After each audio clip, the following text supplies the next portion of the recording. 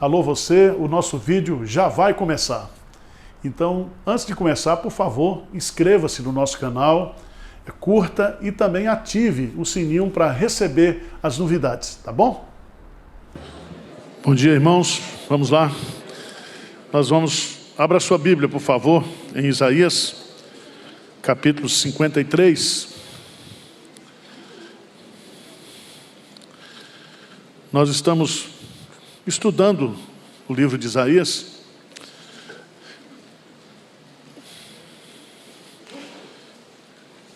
Relembrar algumas coisas aqui importantes sobre o livro. Primeiro, o livro de Isaías tem como tema salvação, a salvação de Deus. O nome Isaías no hebraico significa salvação do Senhor. O profeta Isaías foi casado, provavelmente teve 2 filhos. O seu chamado profético não está no início do livro, mas no capítulo 6, nós estudamos expositivamente aqui esse capítulo. Ele profetizou por 50 anos, do ano 739 a.C.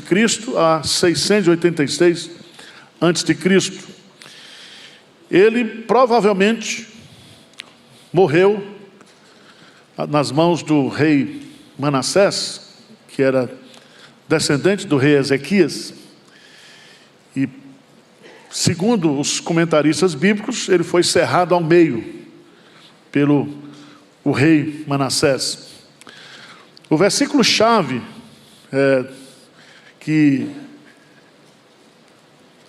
o capítulo-chave é o capítulo 12 de Isaías, que fala da salvação, e o versículo 18 do capítulo 1 é o convite da graça de Deus, da salvação graciosa de Deus. Nós falamos aqui que o livro ele está dividido em 2 partes. Eles são 66 capítulos. Tem os 39 primeiros capítulos que falam da condenação de Deus, do juízo de Deus. Esses 39 capítulos é como se fossem os 39 capítulos ou livros do Antigo Testamento, onde Deus, através da lei, revela o pecado do homem. A partir do capítulo 40 até 66, são 27 capítulos, que representaria aí os 27 livros do Novo Testamento, são 66 livros, por isso que Isaías é chamado de a Bíblia em miniatura. Fala sobre a consolação de Deus. Os judeus chamam essa segunda parte do livro de Isaías de livro da consolação. E para consolar o povo, no capítulo 40 a 48, fala da grandeza de Deus e a diferença entre Deus e os ídolos. Do capítulo 49 ao 57, fala da graça de Deus, através do Filho, do servo de Deus, o servo sofredor. E do capítulo 58 a 66, vai falar sobre a glória de Deus através do Espírito Santo. Então, as 3 pessoas da Trindade estão claramente vistos nos seus ministérios, nessa segunda parte do capítulo 40 ao 66. Aqui tem, a partir do capítulo 49, 4 cânticos que são chamados 4 canções do servo sofredor. Nós vamos pegar o último, que está justamente em Isaías 53, ele começa no 52:13 e vai até 53:12. Então eu queria meditar com vocês hoje nesse capítulo 53, no capítulo 54 e no capítulo 55. É uma trilogia aqui, bem clara. No capítulo 53, você tem a obra da expiação de Cristo, a doutrina da substituição, Cristo morrendo em nosso lugar, Cristo comprando a sua igreja. Isaías 53, de 1 a 12. No capítulo 54, você tem aqui o futuro glorioso da igreja. Essa igreja que é comprada no capítulo 53, ela é edificada no capítulo 54. Então ele vai falar sobre o futuro glorioso de Sião. O capítulo 55 é um convite, o Deus oferecendo gratuitamente a sua salvação. É como se formasse uma trilogia aí. A igreja comprada, a igreja redimida, a igreja sendo portadora da mensagem da graça. Capítulo 53, todo mundo conhece. Nós temos aqui, capítulo 53, se você quiser anotar alguma coisa, nós temos a doutrina da expiação de Cristo. No capítulo 53, nós temos 3 divisões bastante claras aí. 53, de 1 a 3, você tem o servo ferido. De 1 a 5, do versículo 6 a 9, tem o servo obediente. E 10 a 12, o servo glorioso. Veja bem, vamos rapidamente, eu vou passar aqui.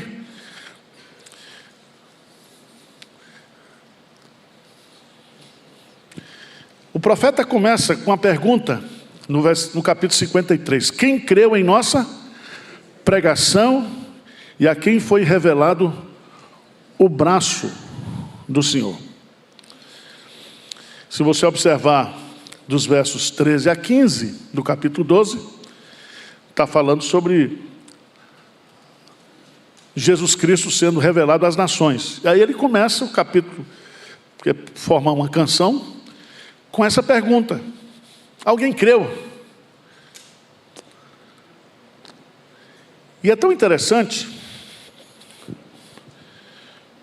porque aqui ele vai usar uma figura de Deus. O profeta Isaías é fantástico, nós já estudamos aqui alguns detalhes da revelação dele, mas ele fala a quem foi revelado o braço do Senhor.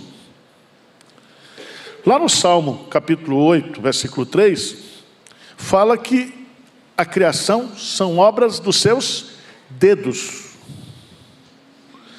Lá em Êxodo capítulo 13, versículo 3, diz que Deus tira o povo do Egito com a sua mão forte. Mas aqui, na salvação, fala do braço que é do Senhor. O que significa isso?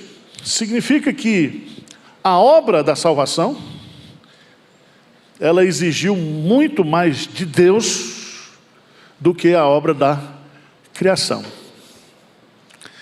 Na obra da criação, o que é que Deus faz? Ele diz: haja luz e o quê? Houve luz. Tudo foi criado pelo poder da sua palavra. Mas a obra da redenção exigiu o quê? A sua encarnação, o seu sacrifício. Então o preço da redenção, se a gente fosse assim atribuir uma nota de dificuldade, a redenção custou muito mais do que a criação. Está forçado o texto? Não, né? Veja que ele começa dizendo: porque foi subindo como renovo perante ele. A palavra renovo aqui é um broto que brota numa terra seca. Não tinha aparência nem formosura. Olhámo-lo, mas nenhuma beleza havia que nos agradasse. É muito interessante, porque o broto nasce de algum toco que ficou. E esse toco é o povo de Israel, o remanescente. A ideia de uma raiz numa terra seca, se você for observar a figura, a metáfora dele aqui, não tinha aparência, não tinha formosura, não tinha beleza, não tinha agrado nenhum do ponto de vista da estética. Ele nasceu em Belém, cresceu em Nazaré, morou em Cafarnaum e morreu em Jerusalém. Uma vida de 33 anos, não viajou mais do que 200 quilômetros, não saiu daquela região. E todos nós sabemos da história de Jesus. E no versículo 3, lê comigo o versículo 3, o que diz? Era desprezado e o mais rejeitado entre os homens, homens de dores e que sabe o que é, e como um de quem os homens escondem o rosto, era desprezado e dele não fizemos caso. Se você observar, o mais rejeitado entre os homens, Jesus foi rejeitado pelo seu povo, pela sua família, pelos seus discípulos, e na cruz ele foi desamparado por Deus, quando ele diz: Deus meu, por que me desamparaste? Ele também é chamado de homem de dores. Homem de dores. E que sabe o que é o quê? Padecer. Ou seja, não existe para nós, seres humanos, nenhuma dor que Cristo não experimentou. A dor da rejeição, a dor do desprezo, a dor da traição. Você pode colocar qualquer tipo de dor, física e emocional. Eu li um livro escrito por um cirurgião que descreve, do ponto de vista médico, o que Jesus Cristo sofreu na cruz. É um absurdo, do ponto de vista da medicina. O sofrimento de Cristo não tem precedentes.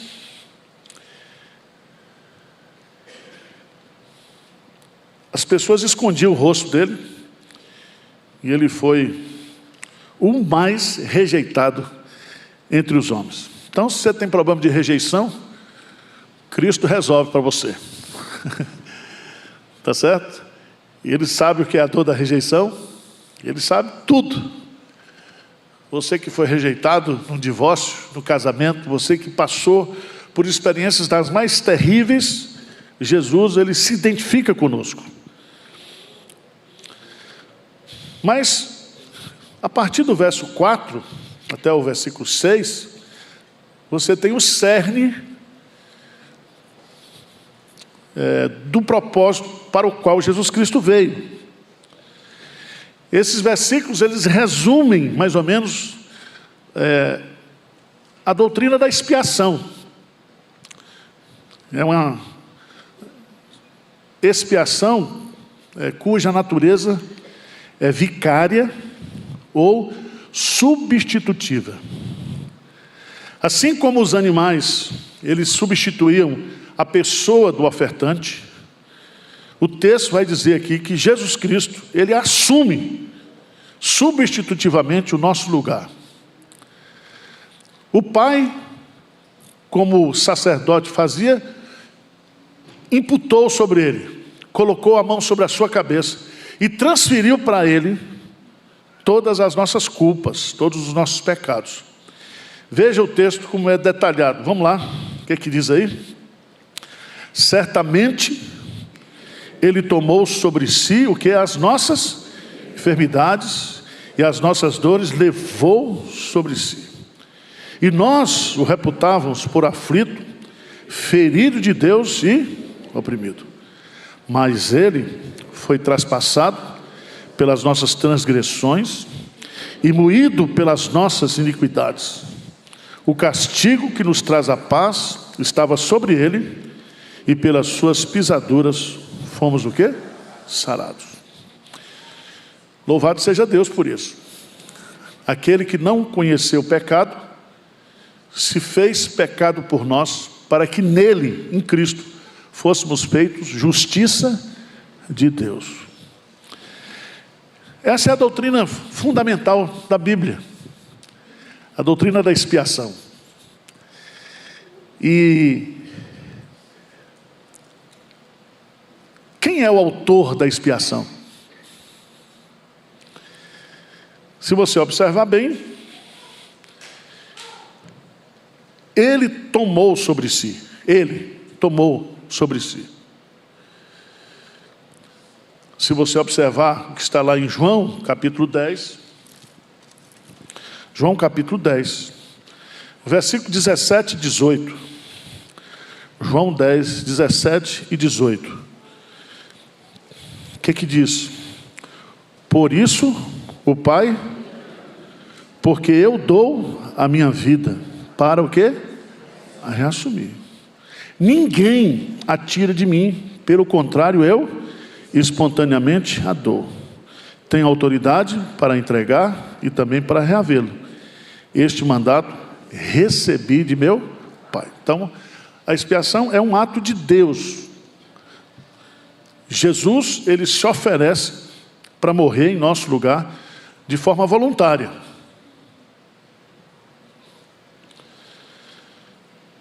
Veja lá no versículo 6, lê o versículo 6 de Isaías 53.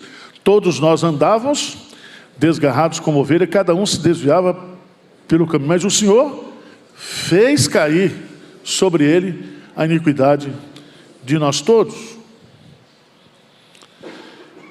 Então, quando você for estudar essa doutrina, você tem que entender que o ato da expiação foi um ato de Deus. Ele, por isso que o livro chama Salvação de Deus, porque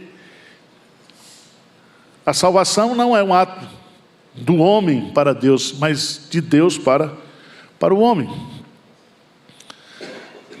Se você observar no versículo 10, por favor, de Isaías 53, diz assim: todavia ao Senhor agradou o quê? Moê-lo. Moê-lo. Quem é antigo aqui sabe aquelas máquinas de moer carne que você parafusava na mesa, assim, ia colocando ali, ia, ó.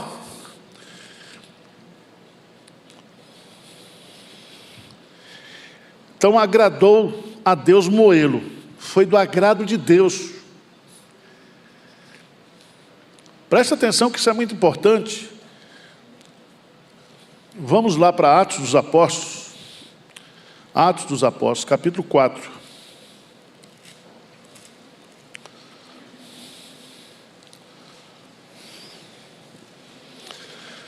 Como é que a igreja entendia a morte de Cristo? Um ato romano, um ato judaico ou um ato divino? Veja lá em Atos dos Apóstolos, capítulo 4, a partir do versículo 23. Uma vez soltos, procuraram os irmãos e lhe contaram quantas coisas lhes haviam dito os principais sacerdotes e os anciãos. Versículo 24. Qual é a reação da igreja? Ouvindo isso, unânimes, levantaram a voz a Deus e disseram: Tu, soberano Senhor, que fizeste o céu, a terra, o mar e tudo que neles há, o Deus Criador, o Deus que se comunica, no versículo 25, que disseste por intermédio do Espírito Santo, por boca de Davi, nosso pai, teu servo. A citação do Salmo 2.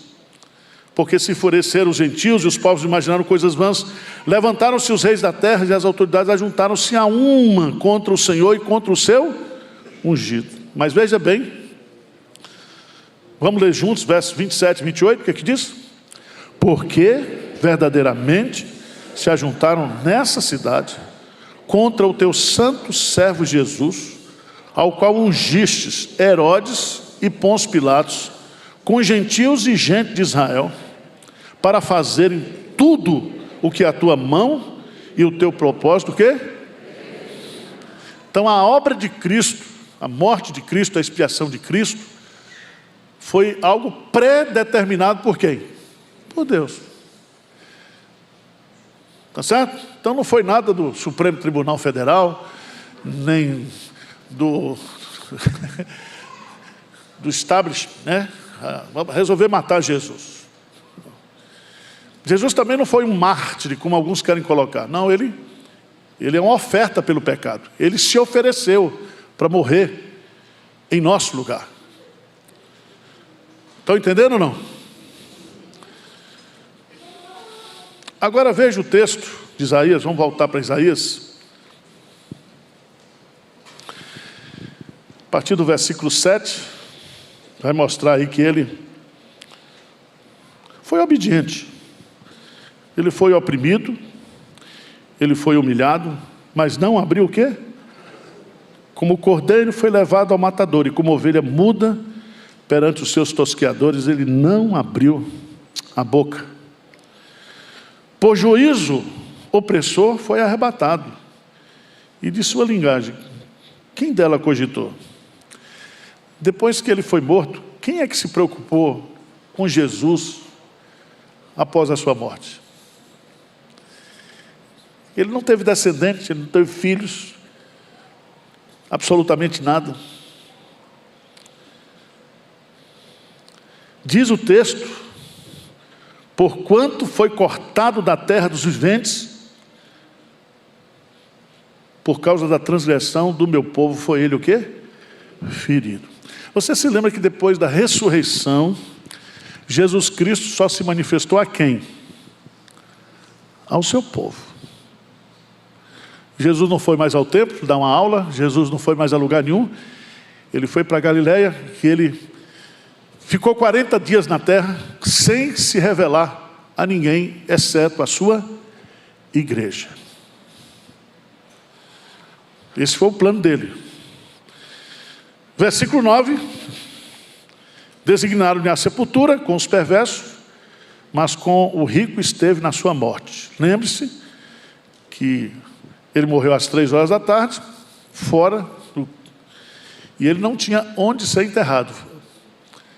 Aí aparece um homem chamado José de Arimateia, que tinha um túmulo novo, ele era rico. E aí Jesus descansa ali, e ao terceiro dia ressuscita. A partir do versículo 10, e eu queria que você entendesse quais são os resultados dessa expiação. Os resultados, diz assim: designaram-lhe a sepultura, no versículo 10, todavia ao Senhor agradou o quê? Moê-lo, fazendo enfermar. Quando der ele a sua alma como oferta pelo pecado, verá a sua o quê? Posteridade, e prolongará os seus dias. Ou seja, a oferta de Jesus pelo pecado gerou um resultado. E esse resultado somos nós, a igreja dele. Ele morreu por nós.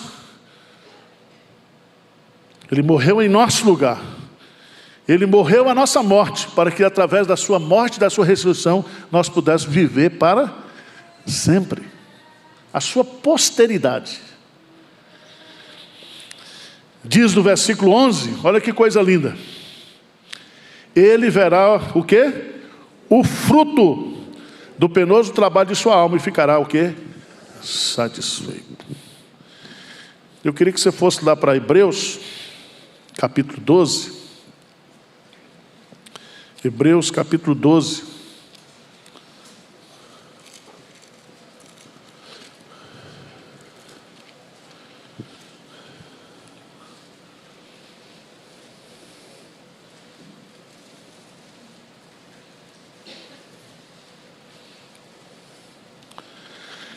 Hebreus capítulo 12, portanto também vós, visto que temos a rodear tão grande nuvem de testemunhas, desembaraçando de todo o peso e do pecado que tenazmente nos assedia, corramos com perseverança a carreira que nos está proposta. Olhando para quem?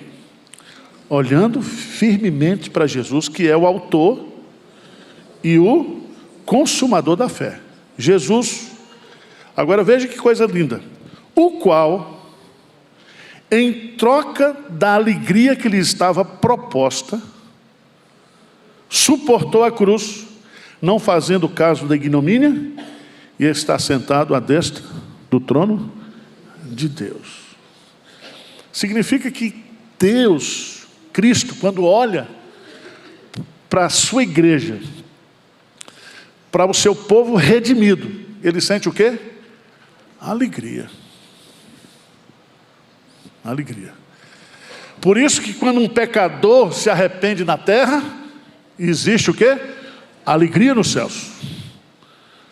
Jesus ensina isso nas 3 parábolas de Lucas, capítulo 15. Quando há conversão, é mais uma ovelha, pela qual Cristo morreu, que está sendo convertida pelo Espírito Santo. Então, não sei se vai ajudar na sua autoestima, mas Jesus, quando olha para você, sente alegria. Porque você não presta, mas Ele te ama. Você não vale nada, mas Ele diz: eu gosto de você. Isso é a graça de Deus. A graça de Deus. Voltando lá, eu queria que você entendesse um ponto fundamental dessa doutrina da expiação. A expiação de Cristo, ela é suficiente, a obra dele é suficiente para salvar toda a humanidade. Mas a obra de Cristo é eficiente somente para salvar o seu povo. A expiação de Cristo é limitada. Ele não morreu por todos no sentido universal. Ele morreu por todos no sentido dos seus eleitos, das suas ovelhas.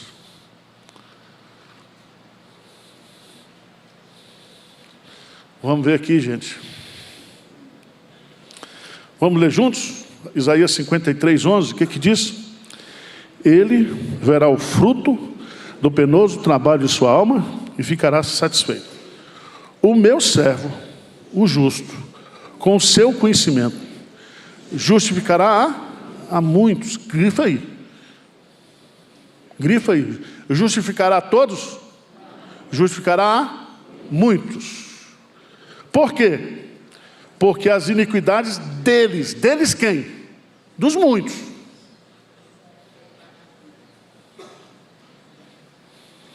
Levará sobre.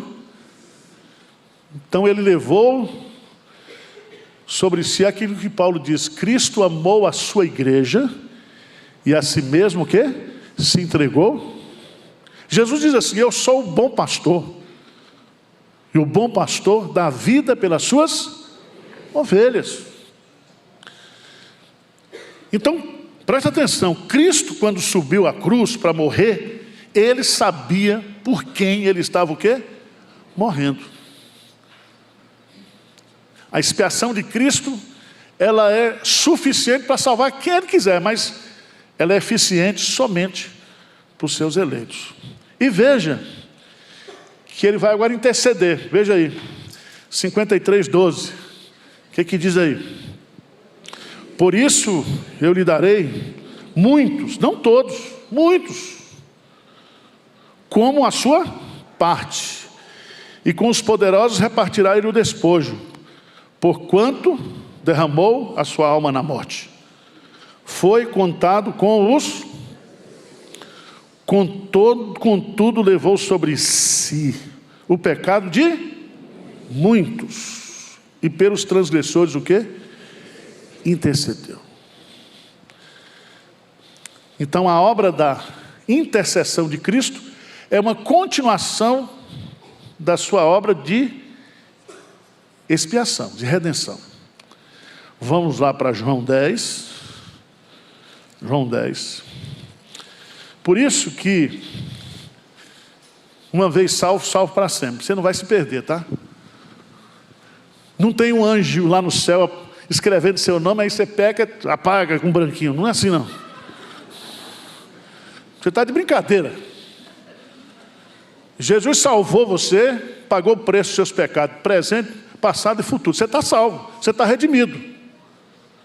Nenhuma condenação há para aquele que está em Cristo Jesus.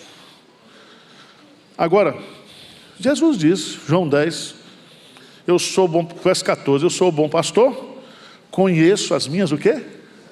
ovelhas. E elas me conhecem a mim. Assim como o Pai me conheceu a mim, e eu a conheço, o Pai. Aí o que ele diz, versículo 15? E dou a minha vida pelas ovelhas. Agora veja no capítulo 10, versículo 26. O que diz? Mas vós não o quê? Credes, porque não sois o que das minhas ovelhas. As minhas ovelhas, elas ouvem a minha voz, eu as conheço e elas me seguem. Versículo 28. Eu lhes dou a vida eterna, jamais perecerão e ninguém as arrebatará da minha mão. Amém? Então, pastor, será que eu sou salvo? Meu filho, a salvação não depende do que eu e você sente. A nossa salvação, a segurança da nossa salvação depende do que Cristo fez por nós. Tá certo? Você pode passar por crise aí, né? Tem dia que você acorda achando que é salvo, vai dormir achando que está perdido. É assim. Mas a garantia, a segurança não está em nós. Ninguém arranca o quê? Das minhas mãos. Nós estamos nas mãos de Deus. Amém? Então, a doutrina da expiação é a doutrina belíssima, porque ela mostra que a salvação é toda de Deus. Ele que nos redimiu. Veja aqui, por favor, João 17. João 17, Jesus vai orar. E a oração sacerdotal de Jesus, João 17,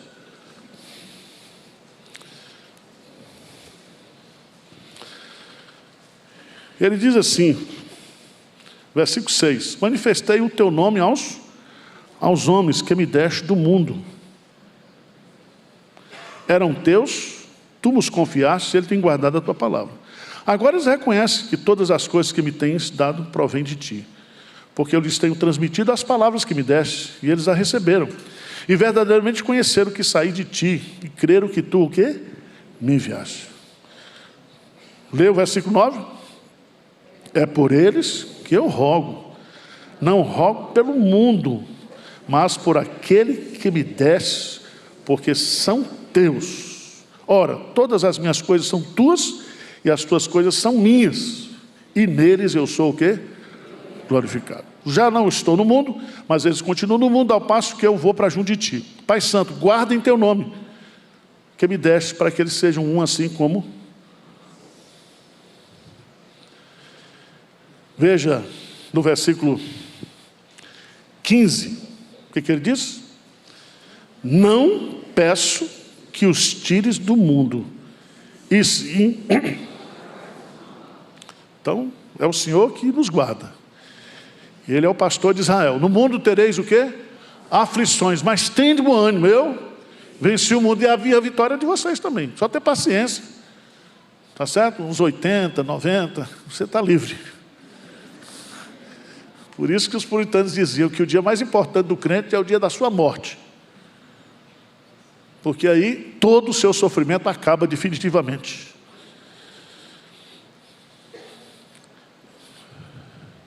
Veja, quando Paulo vai ensinar essa doutrina, Romanos capítulo 8. Romanos capítulo 8,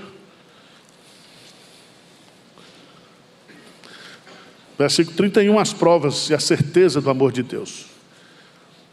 Diz assim, que diremos, pois, à vista dessas coisas? Se Deus é por nós, quem? Aquele que não poupou o seu próprio filho, antes por todos nós o entregou, porventura não nos dará graciosamente com ele todas as coisas? Quem tentará acusação contra os eleitos de Deus? É Deus quem os justifica. Versículo 34, o que diz? Quem os condenará? É Cristo Jesus quem morreu, ou antes, quem o ressuscitou, o qual está à direita de Deus e também o quê? Intercede por nós.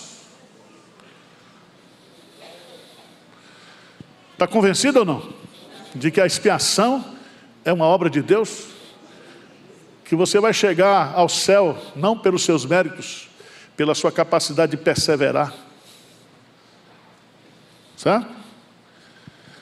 Você vai chegar ao céu porque Deus não vai jogar você fora. Lembra que ele disse para Pedro? Pedro, o diabo pediu para se andar com você. Mas eu intercedi para você. Intercedi para você, Pedro. Para que a sua fé, ela não seja destruída. Amém? Então, irmãos, essa doutrina é a doutrina que traz conforto para o nosso coração. E não somente isso, porque tem uns pessoal meio xarope que diz assim: se eu estou salvo, eu vou pecar um pouco. Vou tirar umas férias do mundo. O que Paulo vai dizer lá em Romanos 6? Vamos lá. Romanos 6. Isso está na moda agora, diz que é hipergraça. O cara se converte e fica do mesmo jeito. Matando, roubando, mentindo, fazendo coisa errada. Não. Ah, mas eu sou salvo pela graça. Sim, filho, é salvo pela graça, mas a graça, a justificação vem acompanhada da santificação. O que Paulo diz? Capítulo 6. Que diremos, pois? Permaneceremos no pecado para que seja a graça mais abundante? Ele diz: se a graça foi abundante na minha conversão, eu vou continuar pecando para que Deus aumente a graça? O que diz, versículo 2? De modo nenhum. Como viveremos ainda no pecado, nós, o que para ele, o quê? Morremos. Então, se você morreu com Cristo, se você ressuscitou com Ele, você agora é uma nova criatura. Se você mentia, para de mentir, começa a falar a verdade. Se você roubava, para de roubar, vai trabalhar e ajudar o outro. Está lá em...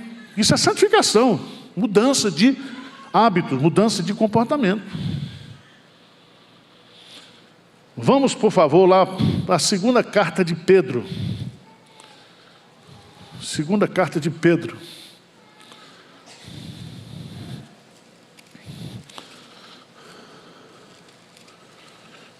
Capítulo 1.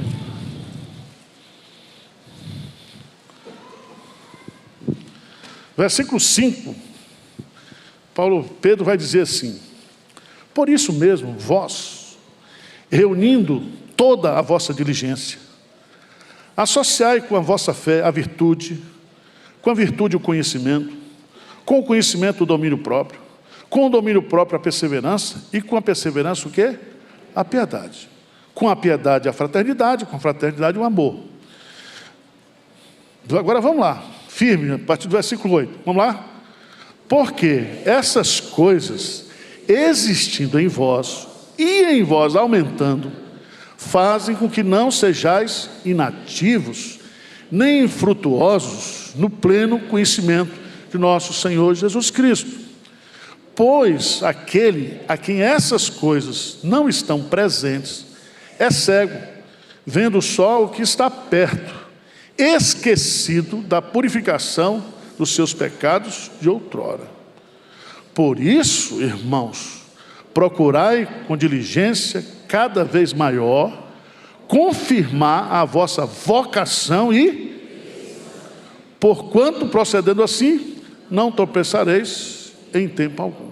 Pois dessa maneira que vos será amplamente suprida a entrada no reino eterno de nosso Senhor e Salvador, Jesus Cristo. Então, Pedro fala aqui que nós vamos crescer no pleno conhecimento de Jesus e as virtudes de Cristo estarão presentes em nós. Está certo? Ele diz, versículo 10, por isso, irmãos, procurai com diligência cada vez maior confirmar o vosso chamado e a vossa o quê? Eleição. Então o que confirma que a pessoa é crente, mesmo eleita de Deus, salva, é a vida santa. É busca pela santificação. Então a graça não é para pecar não, filho. A graça é para buscar o quê? A vida de santidade.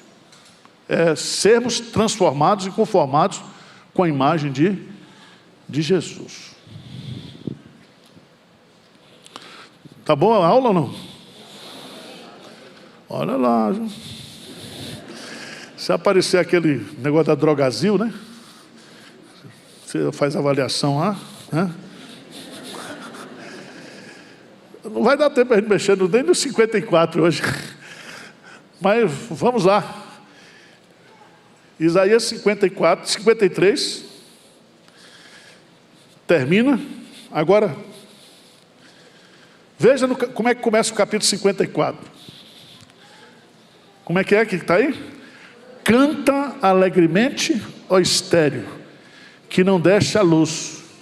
Exulta com alegre canto e exclama, tu que não tiveste dores de parto. Porque mais são os filhos da mulher solitária do que os filhos da casada, diz o Senhor. Alarga o espaço da tua tenda, estenda-se o toldo da tua habitação e não impeças. Alonga as tuas cordas e firma bem as tuas estacas, porque transbordarás para a direita e para a esquerda. A tua posteridade possuirá as nações e fará que se povoem o quê? Aqui está falando sobre o futuro glorioso de Sião. Quando você entender Sião, quando você aparecer esse termo Sião, sempre no Antigo Testamento é a igreja. Não é somente o judeu, mas o judeu com os gentios. Sião é um símbolo da igreja completa de Cristo.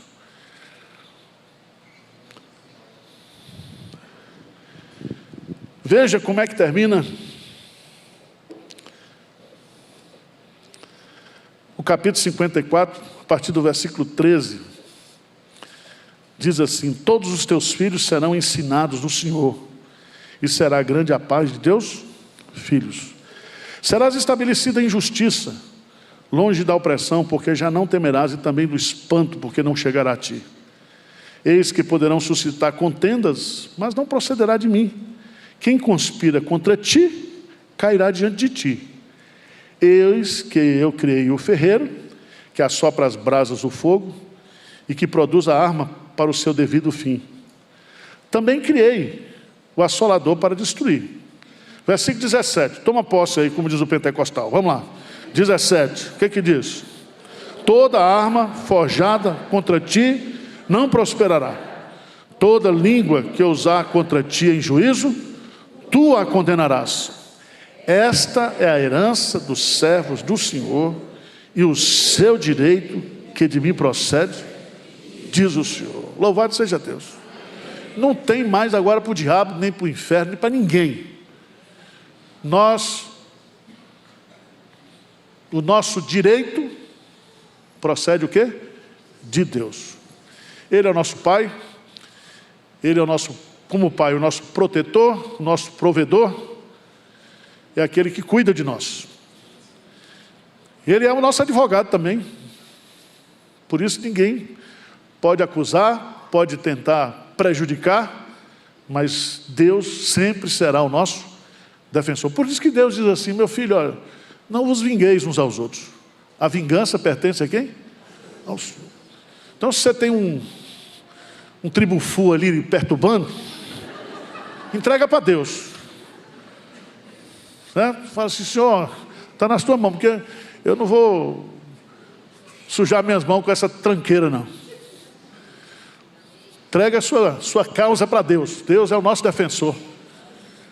Cuide do seu caráter, que Deus vai cuidar da sua reputação. Deus vai defender você. Amém? Aí o capítulo 55, eu vou pregar amanhã esse texto. A todos vós, os que têm de sede, vinde o quê? As águas. E vós que não tendes dinheiro, vinde, comprai e comei, sim, vinde e comprai sem dinheiro e sem preço vinho e leite. Porque gastais o dinheiro naquilo que não é pão, e o vosso suor naquilo que não satisfaz. Ouvi-me atentamente, comei o que é bom, e vos deleitareis com finos manjares. Inclinai os ouvidos e vinde a mim, ouvi, e a vossa alma viverá. Porque convosco farei uma aliança perpétua, que consiste nas fiéis misericórdias prometidas a Davi.